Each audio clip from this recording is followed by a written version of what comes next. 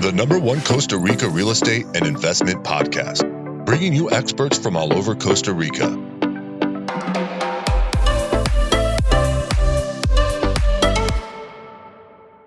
Good morning and welcome to episode 108 of Costa Rica Real Estate and Investments with me, your host, Richard Bexon.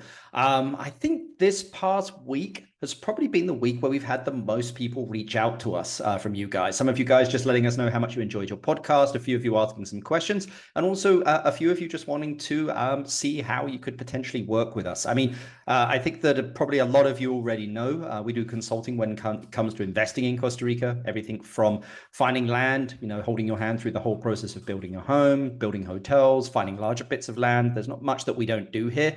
If we don't know how to do it, we'll refer you across to somebody that does. But we're really here to help you kind of make the right move when it comes to investing in Costa Rica and really understanding the landscape and what real returns can be. And I say that real returns just because sometimes when you speak to people here, they can be inflated. So we actually use data that we have already available out there from the ICT, which is the Costa Rica Tourism Board here, as well as other sources, as well as our own sources, basically working in Costa Rica's largest luxury travel company here in Costa Rica. We kind of bring tourism and real estate together. But enough about what it is that we do. If anyone does want to contact us, they can info@investingcostarica.com. That's info@investingcostarica.com. But today we're going to be talking with Andres Muriilo. He heads up the Guanacaste office for Two Costa Rica Real Estate. If you guys remember, we've actually had Scott and Todd on, and also Dina from Two Costa Rica Real Estate. But he's based up there. He does the areas of Playa Grande, Tamarindo, Negras, Avellanas, plus many other Guanacaste beach towns. So it's going to be interesting, kind of chatting with him because he's a local from up there. He's Tico, loves to surf. I think if you've seen anything in this country where there's great surf breaks, usually it means it's a great place to make an investment. I'm not too sure why that is, whether people actually like to see, I would say fit men and women walking around with surfboards, or they just like to watch it. But surf beaches here in Costa Rica do exceedingly well as an investment. And you guys all know how hot I've been on Grande, Negras, and Avellanas. So I thought we'd get Andres on to chat about that. Remember, if you have any questions for Andres, all of his contact details will be in the description. You can also reach out to us, info@investingcostarica.com. That's info@investingcostarica.com. But let's get straight into the podcast. Andres, good morning. How are you doing? Thank you. I'm doing great. How about you? Very, very good. Very, very good. I really appreciate you taking time out of what I know is a very, very busy schedule that you have running all over Northern Guanacaste here to chat with us here on the podcast. No, thank you. I appreciate the time, and I'm really thankful for participating in the podcast. No, I think it's going to be interesting to get your viewpoint. Again, you work in real estate, but you're also Tico as well and also a surfer. So I think it's really going to be interesting to kind of get your viewpoint of what's happening, especially in those Northern Guanacaste areas from Junquial all the way up to, I suppose, Papagayo areas as well. So Correct. Awesome. Yeah, well, it has been very interesting. And it's a very common question that we've been getting if the market has slow down, if it's sinking, what's happening. Some people is a little more extremist and thinking, oh, it's going to sink, it's going to go down. Well, it's a complete different situation. Yes, we have definitely seen a subtle drop on prices as we transition from like an 18 plus month run of unique sellers market to a more balanced market. And we will continue to experiment that. On the other hand, we have the really luxury, and when I say luxury, is the real luxury residential market. Very interestingly, they have set records during what is more a traditionally slow season that encompasses August, September, and October.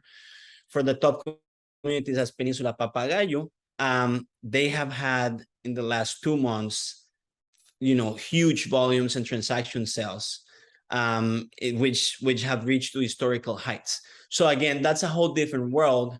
But we're really comfortable. The demand continues to be strong, and thankfully here in the 2CR office, we'll still be getting closings every week, potential buyers looking at property every day, and we predict that with the upcoming high season, the U.S. and Canadian-based investment will remain strong while prices start to balance out.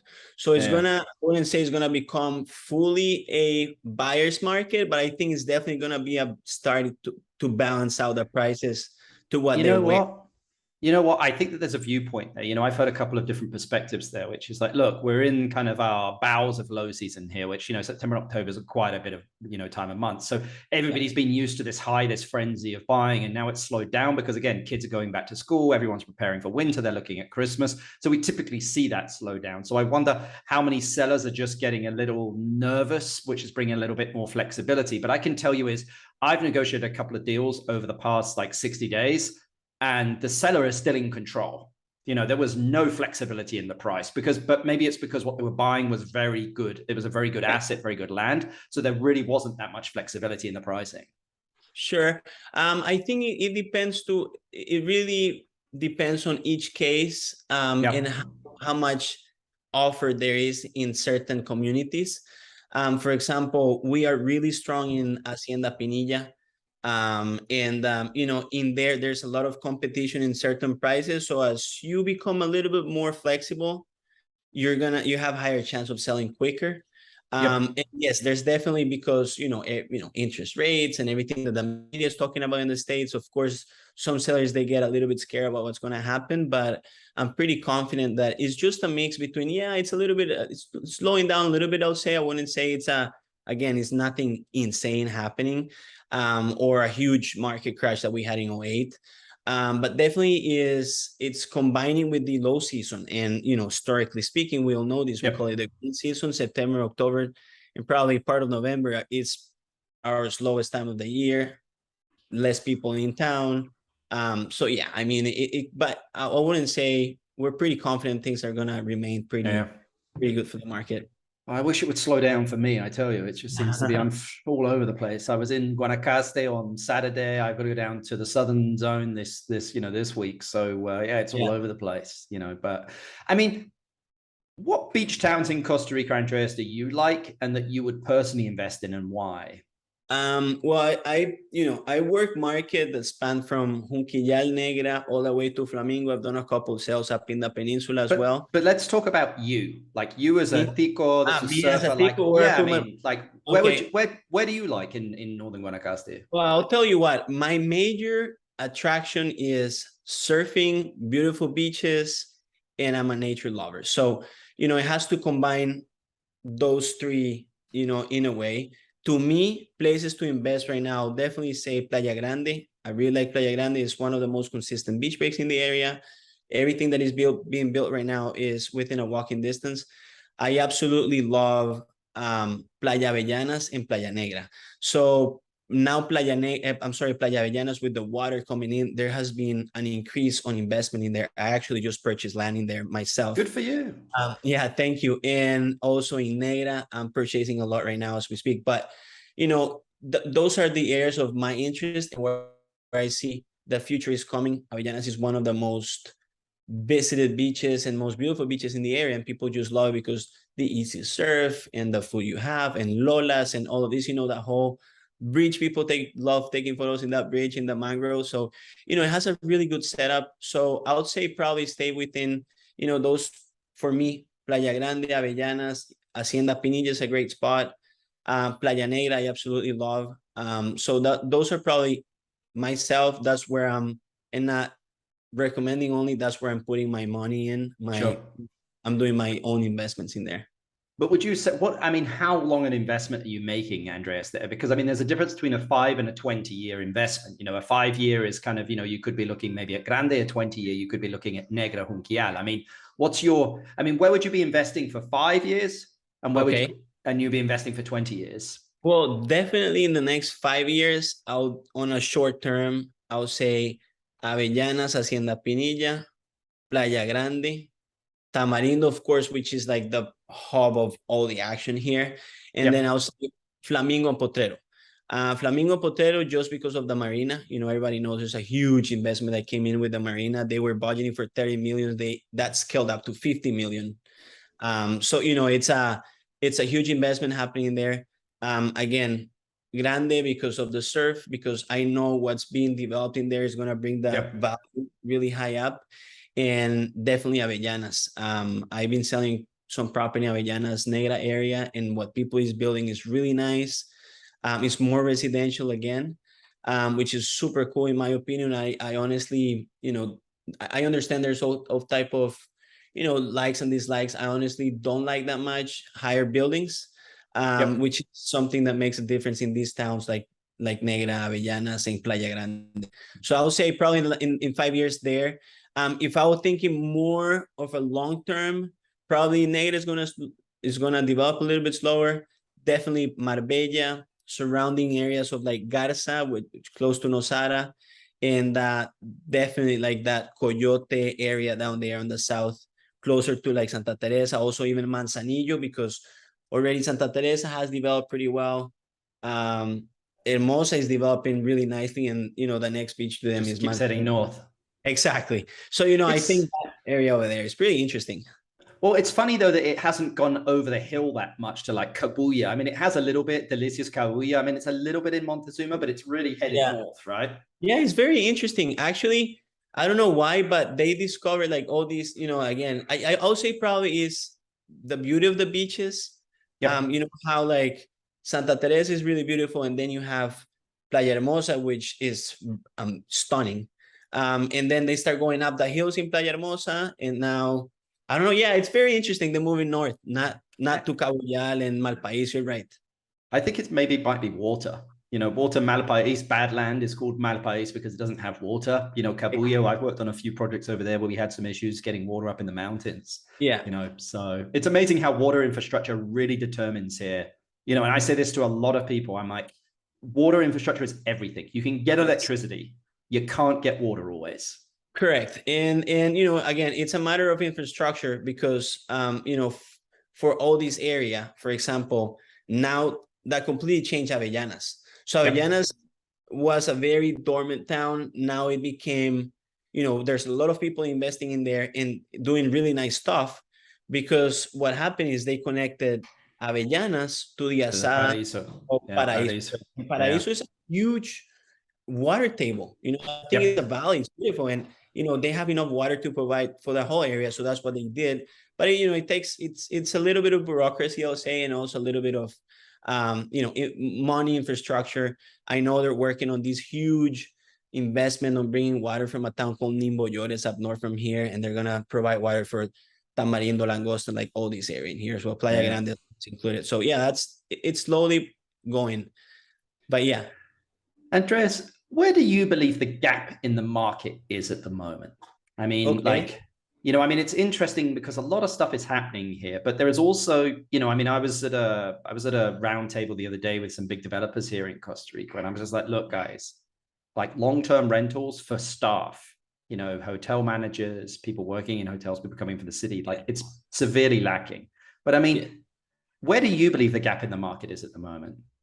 Well, definitely what you just mentioned is huge. There is a huge demand for, young professionals who don't have a place where to live. There's definitely a gap in that market. If you want to, it's a little bit complicated because of course, then you don't have any limitation in terms of short-term rentals. So most people rather do short-term, which gives you a higher return, but there's definitely a way to do it.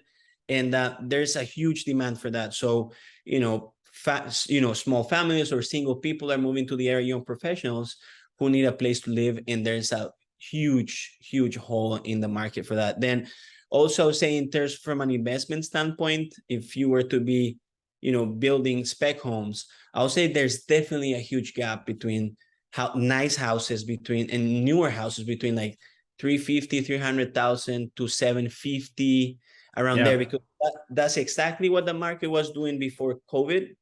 Those were the prices, but then it became a seller's market and everything, prices doubled. So, there's a gap in there, waiting to be filled. I think the real, because I've done a lot of analysis on that you have to get the land at the same price, at a really good price, because your cost of build is the same anywhere. Like anywhere in Costa Rica, I mean, there's minor fluctuations in pricing, of course, Guanacaste being a little bit more expensive, but like your cost per square foot does not change that much throughout the country, but it's the price that you get the land at, which really determines your profitability. Yeah, yes. And also, definitely getting the land at a good price that's going to allow you to, build at a lower cost. and, you know, or have a lower investment. But yes, we have been seeing, that's where the other problem is in that market, in that gap, because yes, with the pandemic and the lack of you know, some materials and iron going up, and, you know, construction, it went Yeah. up. I'm currently finishing up one of my houses, and from what I was you know, what I was targeting to get in that budget, it went probably a 15% higher from what I was expecting. That happens with construction, but at the same time, yes, there has been, so that makes it a little bit more complicated. I am currently working on one of the properties that I just purchased. It's 100% an investment property, and we managed to get it's one of those rare deals where you get a good price. And our market, we're aiming to be under 800, like more like around 750 at a short walking distance to the beach. So it's gonna be like a really nice. That's the market I think I wanna get, and it's definitely a huge lack in that. Yeah, I actually, you know, consult for a big construction company here in Costa Rica. I just give them some of my ties. A friend of mine that owns it, and he asked me for his help, but I always do it because it gives me an idea of kind of like the front side of construction. So their rebar is actually starting to drop a little bit. So they see that in the next 6 months, rebar is going to continue the steel, but they believe that the actual concrete and the blocks are actually going to rise a little bit. So it's going to be interesting to see what happens. Yes. But yeah, I mean, I think that you always need, you know, because we're managing a couple of constructions at the moment where it's like they're a fixed price and then there's cost plus, of course, you know, and it's which one's better to go with. And it's like, well, like that's not a decision we can make. Like we think it's going to do this, but like you have no idea. Yeah, it's you're 100%. You know, that's right. It's so hard to predict, and there's always this little risk in there. That's why you always need to add that 10% extra just for unforeseen things that could happen. But yeah, there's definitely, it's hard to predict. It's complicated, but you know, it's just what it is. You know. Yeah. I mean, hey, no risk, no return, right? Exactly. So, I 100% agree with that. Andres, what returns do you tell clients that people can achieve on a vacation rental here? Because a lot of people make an investment here as like, I'm going to come down, maybe use it a week or two, but I want to use it as a vacation rental. I mean, and I'm sure the question is like, what percent can I look at getting on my, you know, vacation rentals? So what do you typically tell people? Well, what I tell is it all depends on how and where the owners market their properties, how they do it, who they hire, they run it. Typically, as an owner, and I myself, I also own vacation rental properties, and I handle my vacation rental properties myself. So of course I'm on it. It's my property, and you know, typically, if as invested as the owner is in the rental, the high return you're gonna get. Also, it really depends on how much they want to use the property, right? Yeah. That's another. And when. Exact. And when, that's the key. Because I've seen, you know, returns all the way from like probably 4%, 5% to 10 plus, depending on the property, the price they got it for, you know, how much they rented, if they manage to hit that sweet spot where you're getting the rentals and you're, you know, it's really good. Also, there's people who I know for a fact that if you rent, there's 3 or 4 really high weeks, what we call peak season, which is last week of the year, first week of the year, Semana Santa, Easter week, which is huge for Costa Ricans. And then in some cases, Thanksgiving. So normally with those 3, 4 peak seasons or peak weeks, you are covered for your running cost, you know, saying you're going to break even paying HOA fees, water, electricity bills, property manager, if you have a property manager. So I'll say, but interesting love is when people want to visit. So some owners are not willing to give up their, you know, Christmas, you know, New Year's week, but that's where you can actually almost triple your prices. So, you know, it also depends on what and how they operate it. I think every owner is very unique. Also, you got to create that uniqueness on the property, depending on what you buy, again, because there's a huge offer of 2-bedroom condos in Tamarindo, for example. So if you're looking for like a really high return, you're going to be competing with a lot of people. So you need to stand out. You know, there's many different factors that are going to come into play in you know, when it comes to a return. But I would say you can expect 5 or 6% on a regular property.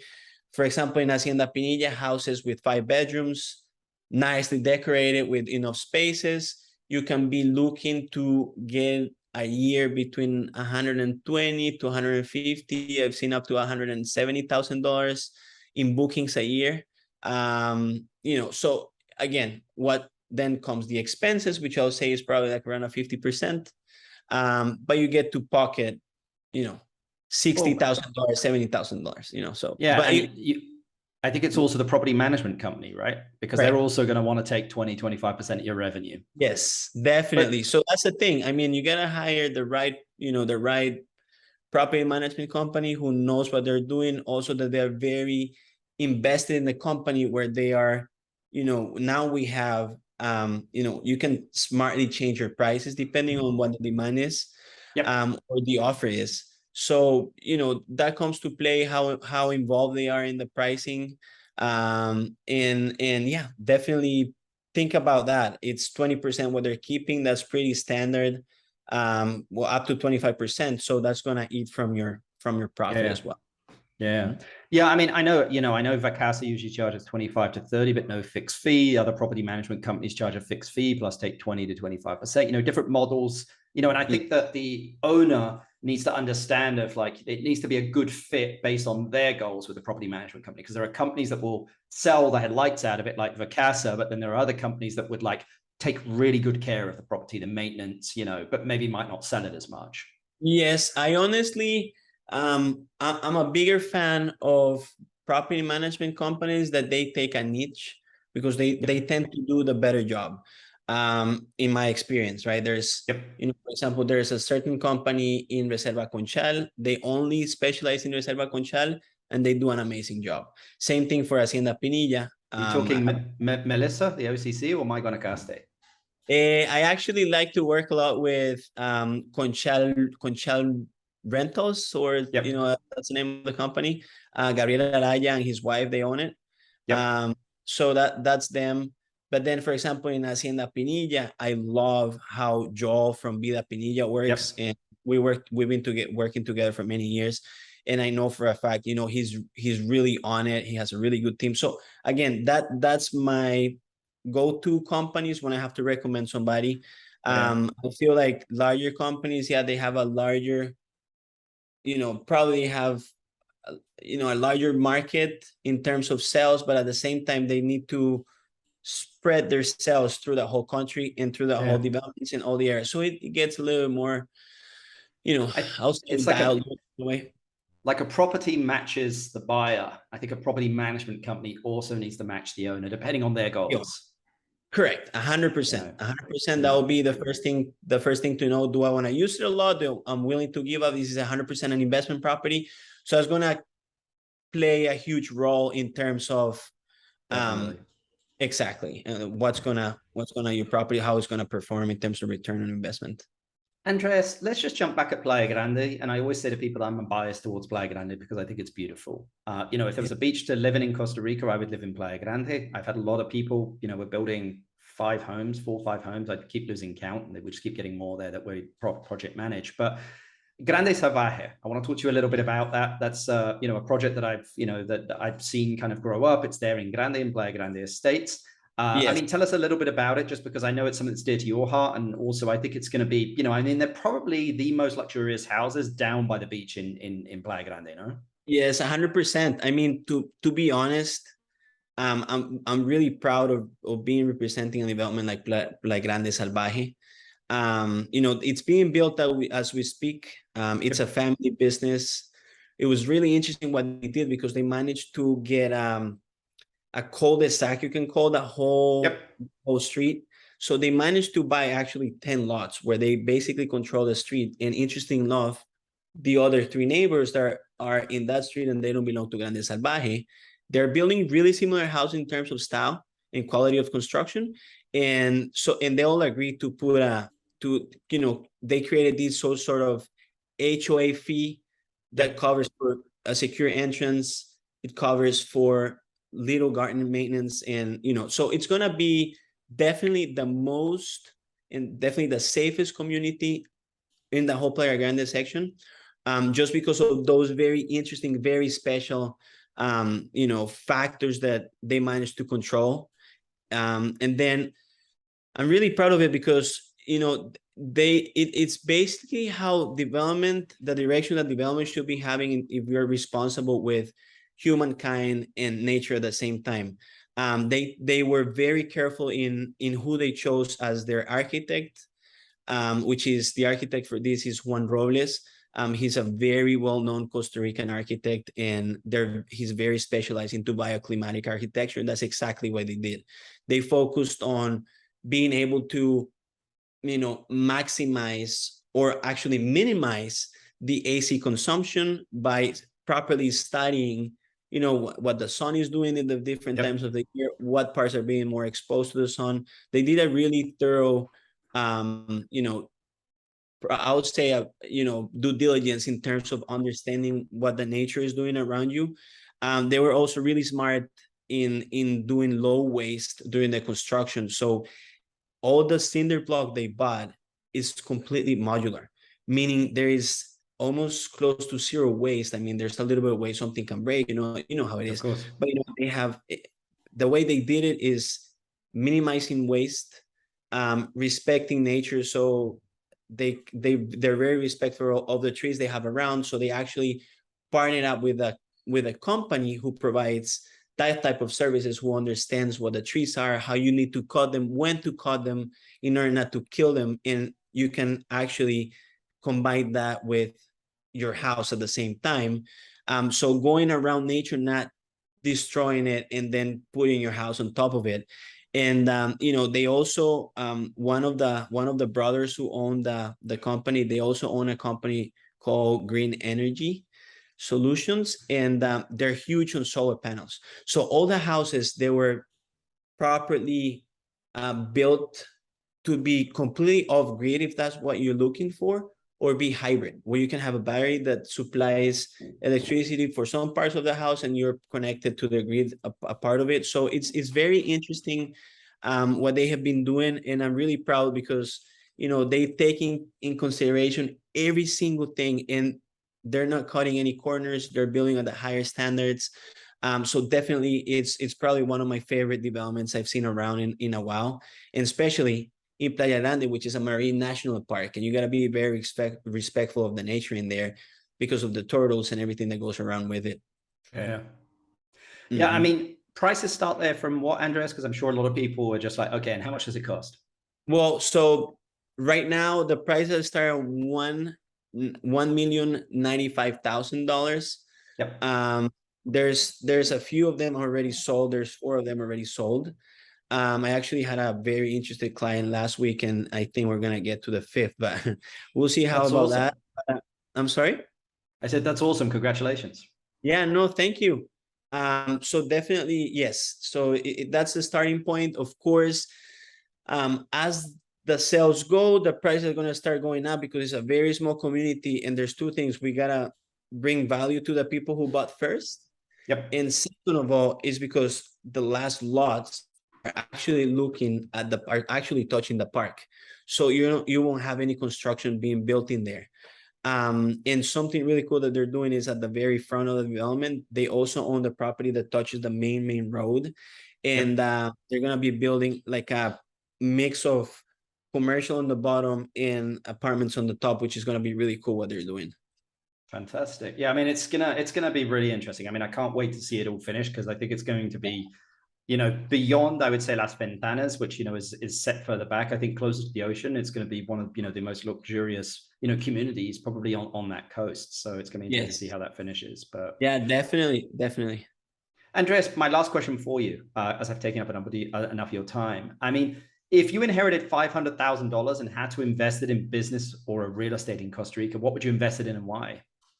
Well, definitely to me, and based on I've been doing real estate for the last 11 years since I'm 22. Selling property. So I would say definitely real estate. And the reason is because I've been so close to it, and I understand how the market works. So I'll be very careful in selecting the right property, and actually reach to the market at the precise moment. So definitely I like what I like about real estate. And I say this because I've had, businesses as well, and I have nothing against it. But, when you have a hotel business, for example, which is something that I had, you have a lot of moving parts coming in, like, first of all, the clients, then each room has their own AC. So that means each room has AC maintenance. And, there's so many moving parts. Real estate, to me, in terms of flipping houses, I think it's a great business because it allows you to have a higher return really fast. If you do it properly, again, going back to what we're speaking at the beginning, selecting the right property, choosing wisely in terms of price, knowing how to negotiate, all of that. But also something that became really good to me is passive income. It's been really good to me in terms of I own a couple of rental properties, like I said at the beginning.